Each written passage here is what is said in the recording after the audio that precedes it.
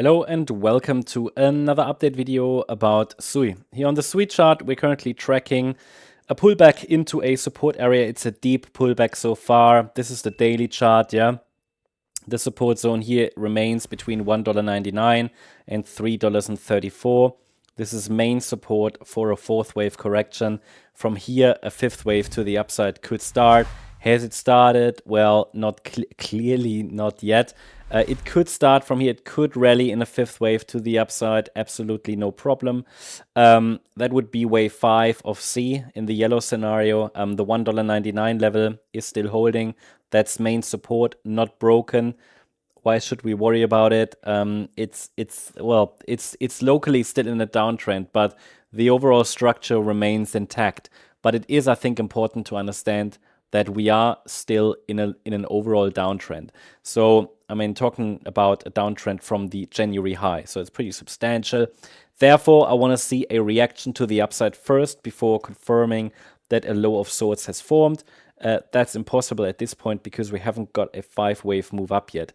I'd really like to see a break above that March high, represented by the green line, located here around $3.02, for a first solid indication a low is in. That's at least from a daily chart point of view. Of course, we're tracking the smaller time frame for a more detailed analysis and more, let's say, a more rapid signal, you could say. There are some levels there that I'm watching in parallel, but for now, the overall idea is that we are going up still in an overall uptrend, but then this downtrend started locally, I should say. The downtrend started in January, and that just needs to be over first before we get bullish on the shorter time frame, okay? $1.99 is the support level that we already discussed many moons ago, and it's been on the support level on the chart since, and it's now being tested, and the price has reacted to it, just not yet in a very impulsive fashion. So I think it's now time to take a look at a smaller time frame. Maybe before we do that, quick reminder that if we break and sustain, so it's all about a decisive break. If the market breaks and sustains below $1.99, then it becomes more and more probable that a substantial top has already formed. I mean, then we need to think about all sorts of different structures. That's a question we have to answer then once support is broken. If support breaks, and it's a big if, but yeah, then we have to think about what could it be? What it certainly won't be anymore is an upside impulse, and that makes the entire chart messy at that point. It's really played by the rules. It's really followed Elliott wave guidelines perfectly. The SUI chart to the upside, perfect structure. Fib levels were respected over recent months, especially here from the August low. But at some point, these structures break, and then typically, they're not really high quality anymore. That's what happens when support breaks.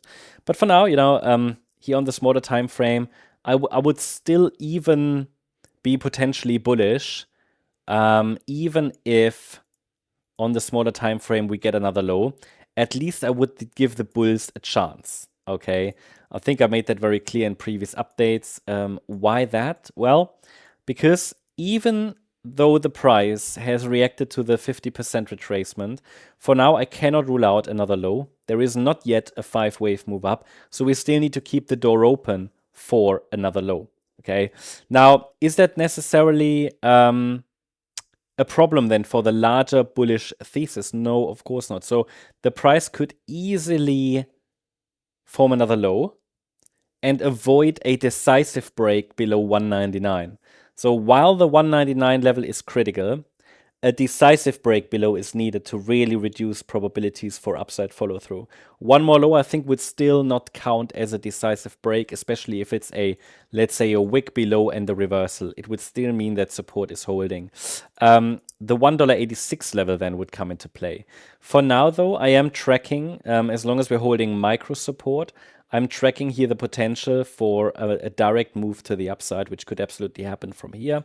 If that's the case, there is a resistance zone to watch. The market is still holding below that resistance area. We discussed it in previous videos. That needs to be broken above 236 on the micro level. That is what I want to see broken. A break above 236 could be an indication that we're moving up in wave C of 3 possibly targeting 270 next.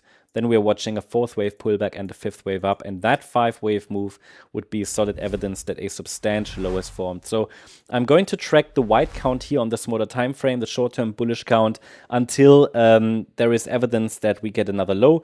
Even then, I would still give the bulls the benefit of the doubt, mainly because this is a decent reward to risk ratio for the bulls. It's just that we haven't yet confirmed a substantial low. Therefore, still be on the side of caution. Short-term Fibonacci support is between $2.17 and $2.22. So I hope that gives you a good overview of all the relevant levels. I hope you liked the update. If you did, please hit the like button, leave a comment, and subscribe. And if you really like the content, then please check out the channel membership. Also, I invite you to join us for further discussions on X, on formerly Twitter. You find our link to the profile in the description and in the comment section. Here you get additional video updates, you get all sorts of discussions, and there's a lot of stuff about mindset and other stuff. So yeah, if you're in some memes, so check it out, join the discussion. I'll be over there maybe for another hour today to answer questions. Thank you very much. Bye-bye.